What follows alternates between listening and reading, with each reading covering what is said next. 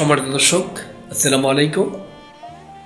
আজ মূলত লাইভের কারণ হচ্ছে কয়েকটা বিষয় নিয়ে আলোচনা করতে চাই।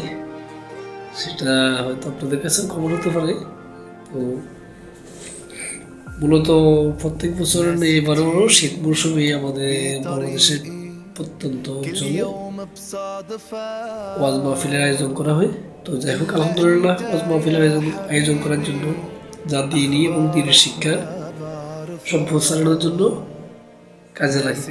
কিন্তু আমরা কি কখনো ভেবে দেখেছি যে ওয়াজ মাহফিলে প্যান্ডেলে যাদেরকে অতিথি, প্রধান অতিথি, সম্মানিত ব্যক্তি হিসাবে আমন্ত্রিত করা হয় তারা কি? আমরা প্রত্যেক শুক্রবারে দেখতেছি জাতির উদ্দেশ্যে, সমাজের উদ্দেশ্যে এবং সামনে ভাষণ দেয় যে সুদ হারাম, ঘুষ হারাম, তোমরা সুদ থেকে বিরত থাকো। এটা ইমাম সাহেবের কথা, এটা আল্লাহর কথা। কিন্তু আমরা অত্যন্ত দুঃখের সাথে জানাচ্ছি ওয়াজ মাহফিল প্যান্ডেলে যাদের অর্থ আছে, পয়সা আছে, তারা এখানে প্রধান অতিথি, বিশেষ অতিথি হিসেবে আসে, 10,000 টাকা দেয়, দিলাম মতো তাদেরকে প্যান্ডেলের সামনে রাখে।